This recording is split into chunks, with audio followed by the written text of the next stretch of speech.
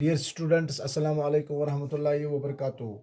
बेटा, जो हमारा टॉपिक है दैट इज़ कि हम बेटा किस तरीके से बहुत सारे केमिकल कंपाउंड्स जो होते हैं, चाहे वो मॉलिक्यूलर कंपाउंड हो या आयनिक कंपाउंड हो या कोवलेंट कंपाउंड हो, उनकी फार्मूला को आप कैसे राइट डाउन कर पाओगे। बट फार्मूला को लिखने से पहले आपको पहले कुछ स्टेप्स को यूज़ कर रहे हैं, उसके बाद हम किसी भी कंपाउंड की फार्मूला को राइट डाउन कर सकते हो। पहले आपको बेटा हर एक एलिमेंट की वैलेंसी पता होनी चाहिए, जो मैंने ऑलरेडी आपको अभी आज हम डिस्कस करेंगे। उसके बाद आप किसी भी कंपाउंड की फार्मूला को राइट डाउन कर पाओगे। सेकेंडली, आपको हर एक एलिमेंट का सिंबल पता होना चाहिए, हर एक एटम का एक सिंबल पता होना चाहिए, उसका एटॉमिक नंबर पता होना चाहिए, उसकी वैलेंसी पता होनी चाहिए। तो इसी को हम बेटा डिस्कस करेंगे आज। उसके बाद हम बेटा किसी भी कंपाउंड की फार्मूला को राइट डाउन कर पाओगे। अब बेटा आपके जहां तक हम बेटा वैलेंसी की बात कर रहे हैं, यहाँ पे मैंने एक डिफिनेशन लिखी है कि जो वैलेंसी होती है, it is the combining capacity of an element. हर एक एलिमेंट की एक कैपेसिटी होती है कि वो किस तरीके से दूसरे एलिमेंट या दूसरे एटम के साथ कैसे वो कंबाइन हो सकता है। तो दैट मीन्स हर एक एलिमेंट की अपनी अपनी एक वैलेंसी होती है।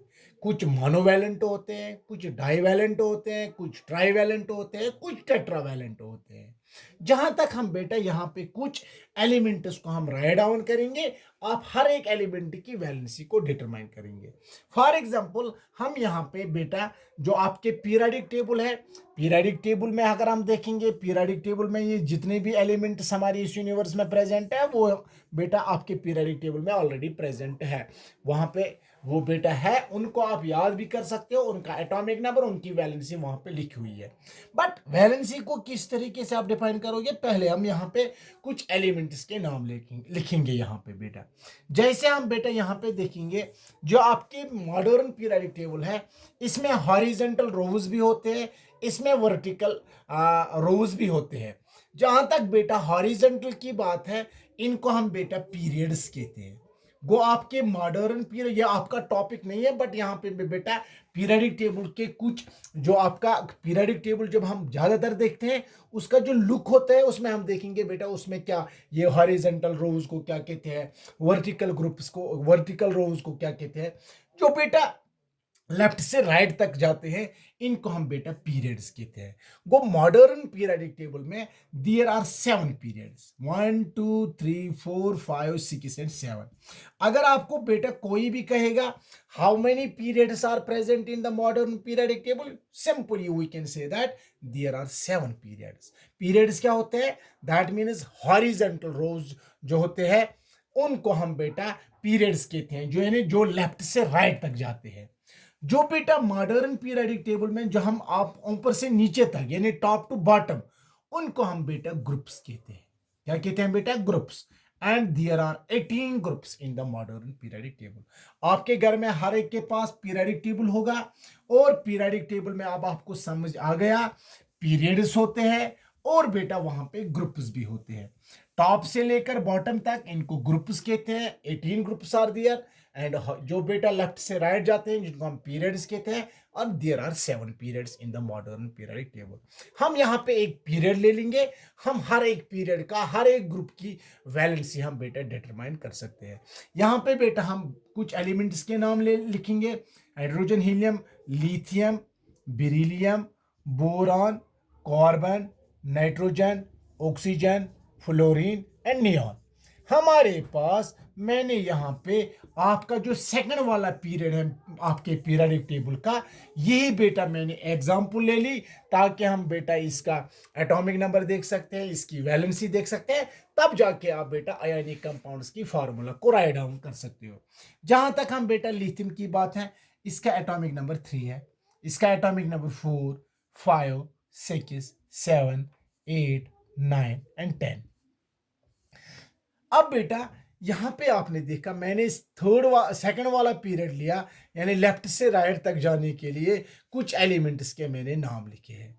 अब अगर इन इलेक्ट्रॉन्स की डिस्ट्रीब्यूशन आप करोगे इनटू डिफरेंट शेल्स, जिसको हम इलेक्ट्रॉनिक कॉन्फ़िगरेशन कहते हैं, जैसे first and 2 and 1 electrons, 2 and 2, 2 and 3, 2 and 4, 2 and 5, 2 and 6, 2 and 7, 2 and 8। यहां पे जब हम देखते हैं हर एक एलिमेंट के पास पहले शेल में 2 इलेक्ट्रॉन्स हैं। अब सेकंड शेल में इसको 1 इलेक्ट्रॉन है, इसको 2, इसको 3, 4, 5, 6, 7 एंड 8। अब बेटा इसका हर एक एलिमेंट का जो डुप्लीट है ये कंप्लीट है। अब इनका जो ऑक्टेट है, किसी के पास एक ही है अभी 7 कम है, किसी के पास 2 है अभी इसके पास 6 कम है। इसी तरीके से किसी के पास अभी सेकंड शेल में 3 इलेक्ट्रॉन्स हैं, 5 इलेक्ट्रॉन्स अभी कम है ऑक्टेट कंप्लीट करने के लिए। अब बेटा जिसके पास भी 1 इलेक्ट्रॉन है, इसको 6-7 इलेक्ट्रॉन्स लेने तो डिफिकल्ट हो जाएंगे क्योंकि ये उनको होल्ड नहीं कर पाता है। तो दैट इज वाई ये अपना 1 इलेक्ट्रॉन लॉस करेगा यहां पे। इसी तरीके से ये अपने 2 इलेक्ट्रॉन्स को लॉस कर पाएगा, ये 3 इलेक्ट्रॉन्स, ये बेटा 4। इसी तरीके से जिसके पास 5 इलेक्ट्रॉन्स है, इसको 5 इलेक्ट्रॉन्स लॉस करने डिफिकल्ट हो जाएंगे, ये हमेशा गेन करेगा।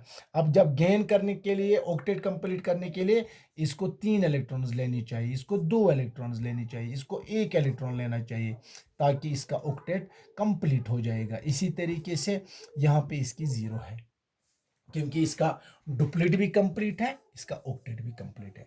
यहां पे अब क्या पता चल गया हमें कि ये हमेशा बेटा 1 इलेक्ट्रॉन लॉस करेगा।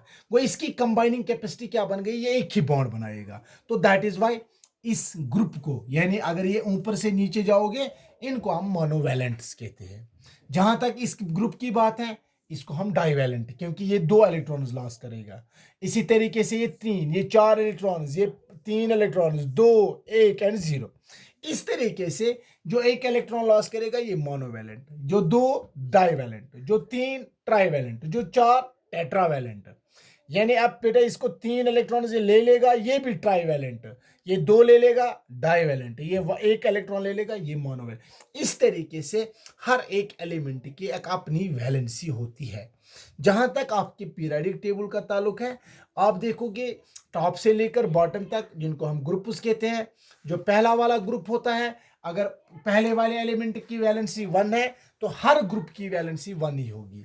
इसी तरीके से पीरियड्स की वैलेंसी, यहां पे मैंने एक पीरियड ले लिया, सेकंड वाला पीरियड, इसमें मैंने आपको बताया किस एलिमेंट की कंबाइनिंग कैपेसिटी क्या है। अब बेटा जहां तक बेटा कंबाइनिंग कैपेसिटी का ताल्लुक है, अब आपको समझ आ गया कि हर एक एलिमेंट के पास एक कैपेसिटी होती है बॉन्ड बनने के लिए, उसी को हम वैलेंसी कहते हैं। बट जब आप किसी भी आयनिक कंपाउंड की फार्मूला या मॉलिक्यूलर कंपाउंड की फार्मूला को राइट डाउन करोगे, इस फार्मूला को राइट डाउन करने के लिए आपको बेटा कुछ स्टेप्स याद रखने हैं। पहले आपको एलिमेंट्स के सिंबल्स पता होने चाहिए। यहां पे मैं ले लूंगा बेटा, अगर आपको किसी भी केमिकल कंपाउंड की फार्मूला को राइट डाउन करनी है, पहले आपको वो एलिमेंट्स जो टेक पार्ट करते हैं कंपाउंड बनने में, उनको एलिमेंट्स के सिंबल्स आपको पता होनी चाहिए। फॉर एग्जांपल यहां पे हम ले लेंगे, वहां पे लिखा होगा right down the formula of hydrogen chloride. अगर आपको पता होगा, वहां पे लिखा होगा right down the formula of hydrogen chloride, आपको पता है पहले स्टेप में आपको पता होना चाहिए, ऑलरेडी नाम दिया है हाइड्रोजन क्लोराइड, आपको पता है what is the symbol of hydrogen, it is H, what is the symbol of chloride, that is Cl।